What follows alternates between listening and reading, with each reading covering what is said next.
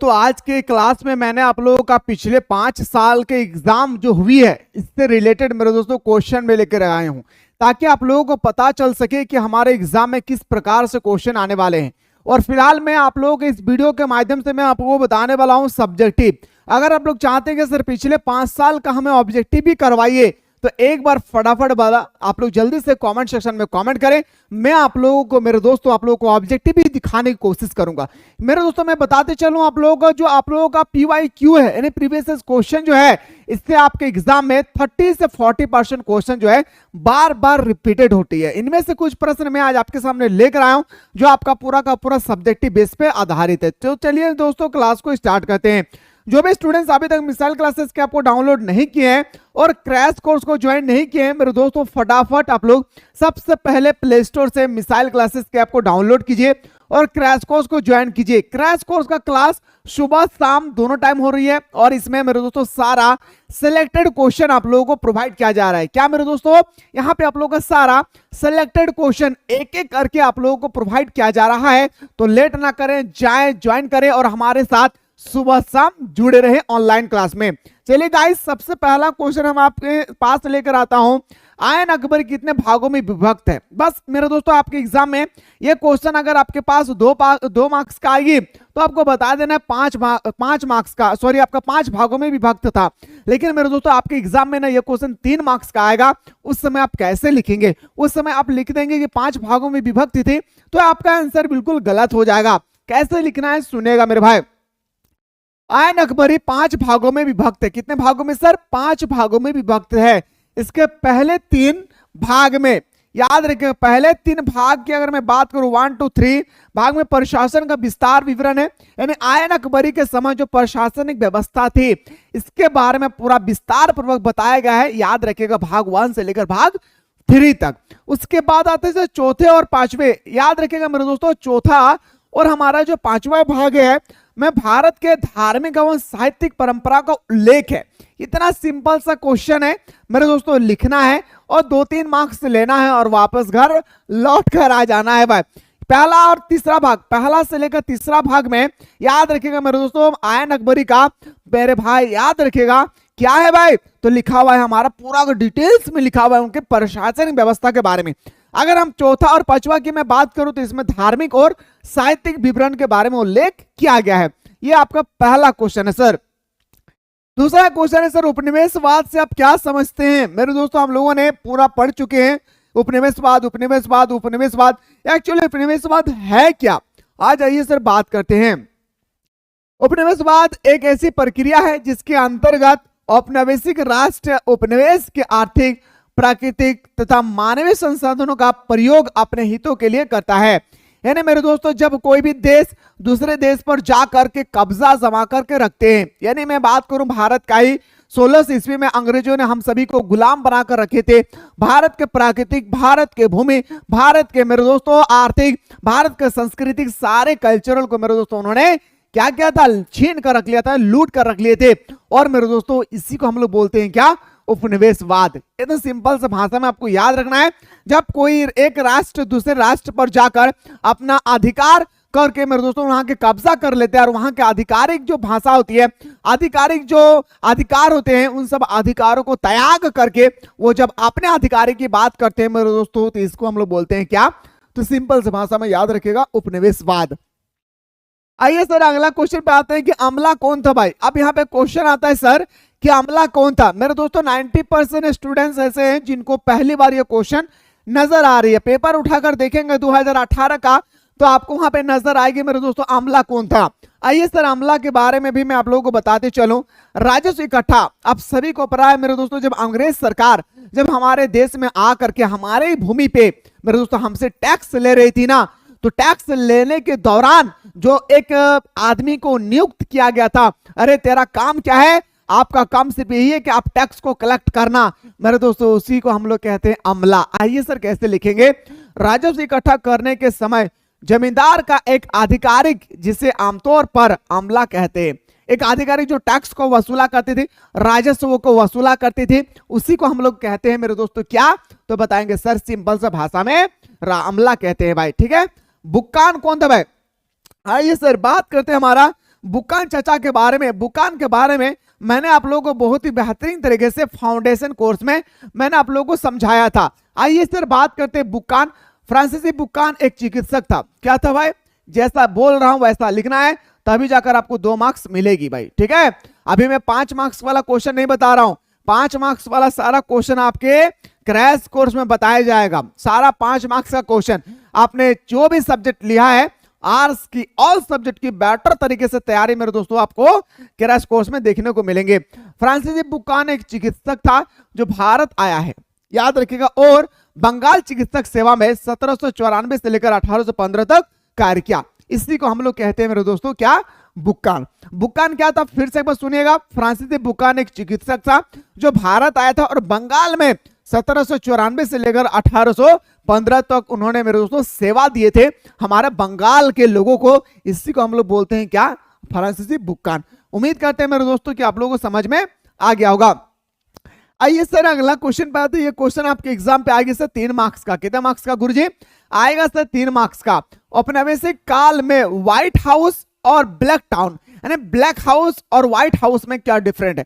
White house उसे कहते हैं मेरे दोस्तों जो अंग्रेज सरकार हमारे देश में आ करके हमारे देश के मिट्टी से, हमारे देश के जलवायु से नए नए सामान तैयार करके हमारे ही देश में बिकते थे, उसको हम लोग बोलते थे, याद रखेगा, व्हाइट मैन। जो अंग्रेज सरकार थे उसको हम लोग बोलते थे व्हाइट मैन। जो भारत में जो थे, जैसे हम लोग काला, हम लोग को बोला जाता था मेरे दोस्तों ब्लैक टाउन। क्या भाई? ब्लैक टाउन भाई। आइए सर बात करते हैं। व्हाइट और ब्लैक टाउन शब्द नगर संरचना में नस्ली भेदभाव के प्रतीक थे। अंग्रेज गोरी चमड़े के होते थे। आप सभी को पता है आज भी मेरे दोस्तों इंग्लैंड के सारे लोग क्या है भाई? एकदम आटा, क्या भाई? आटा की तरह क्या है? सफेद है। लेकिन मेरे दोस्तों जो चेहरा में एक नूर होती है ना, वो नूर हमें नजर नहीं आता है, लेकिन हाँ गोरा तो बहुत ज्यादा है भाई। तो अंग्रेज गोरी चमड़ी हुए होते थे, इसलिए उन्हें व्हाइट टाउन कहा जाता था, जबकि भारतीय के लोग जो थे ब्लैक होते थे, इसलिए मेरे दोस्तों इनको ब्लैक टाउन कहा जाता था। बस सिंपल सा भाषा में याद रखिएगा कि औपनिवेशिक शासन काल के दौरान भारत में आए हुए हर एक वो अंग्रेज को व्हाइट टाउन कहा जाता था, जो मेरे दोस्तों भारत सरकार के अधीन को छीन करके अपने जमीन पर, मेरे दोस्तों हमारे जमीन पर, वह हमारे सामान का उपयोग करके हमारे सामान से नया नया सामान तैयार करके और हमारे सामान को मेरे दोस्तों हमारे ही देश में बेचते थे भारी से भारी कीमतों में। उसको हम लोग बोलते हैं क्या? White town. और मेरे दोस्तों ब्लैक टाउन कहते थे भारतीय लोगों को। आइए सर, मैं उम्मीद करता हूं कि ये भी क्वेश्चन आप लोगों को अच्छी तरह से समझ में आ गया होगा। आइए सर बात करते हैं सर क्वेश्चन नंबर नेक्स्ट पे हमारा कि बंगाल के अस्थाई भूमि बंदोबस्त की कोई 2 विशेषता बताएं। अस्थाई बंदोबस्त के बारे में सुने होंगे भाई, रहतवाड़ी व्यवस्था के बारे में सुने होंगे ना भाई। याद रखिएगा मेरे दोस्तों एक एक क्वेश्चन आपके एग्जाम के अकॉर्डिंग मोस्ट इंपॉर्टेंट होने वाला है, तो ध्यान से सुनिएगा। जमींदारों को लगान वसूलने के साथ साथ भूस्वामी के आधिकारिक भी प्राप्त हुए। क्या है भाई? बंगाल के अस्थाई भूमि बंदोबस्त की जो क्वालिटी थी ना, वो पहला क्वालिटी था कि जमींदारों को लगान वसूल के साथ साथ भूस्वामी, यानी भूस्वामी मतलब जिनकी जमीन थी, याद रखिएगा कि आधिकारिक भी प्राप्त था। यानी मेरे दोस्तों क्वालिटी एक यह था कि जिनका भूमि है, मान के चले हम भारतवासी है तो मेरा भूमि है, तो हम सरकार को टैक्स देंगे।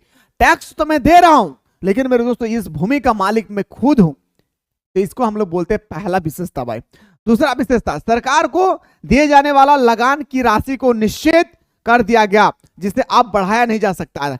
अस्थायी बंदोबस्त में मेरे दोस्तों एक क्वालिटी ये था कि जो आपका टैक्स है, वह टैक्स आपका बढ़ेगा भी नहीं, आपका टैक्स घटेगा भी नहीं। यानी अगर आपका आज 10 किलो फसल का उत्पादन हुआ है, अगर 2026 में जाकर अगर 20 किलो फसल का उत्पादन होती है, फिर भी आपका टैक्स उतना ही होगी। अगर 10 किलो से 5 किलो फसल का उत्पादन होता है, फिर भी आपका टैक्स वही रहेगी। इससे मेरे दोस्तों किसानों को फायदा होती थी। अस्थायी बंदोबस्त का 2 प्रॉफिट आप लोगों के सामने नजर आ चुकी होगी आप लोगों को। आइए सर बात करते हैं, बंगाल और बिहार में अस्थायी बंदोबस्त शुरू करने का श्रेय किसे दिया जाता है? तो बताएंगे सर लॉर्ड कॉर्नवालिस। क्या भाई? Lord Cornwallis. ये क्वेश्चन आपके एग्जाम में 2 मार्क्स का आएगा। ईस्ट इंडिया कंपनी का स्थापना कब हुई थी? बताएंगे सर ईस्ट इंडिया कंपनी का स्थापना होती है मेरे दोस्तों कब? 1600 ईस्वी में। आखिर ईस्ट इंडिया कंपनी भारत के सबसे पहले कौन से शहर में आकर बसते हैं? जिनको भी पता है जल्दी से कमेंट सेक्शन में खटाखट आंसर बताइए मेरे दोस्त। आइए सर नेक्स्ट क्वेश्चन में बात करते हैं।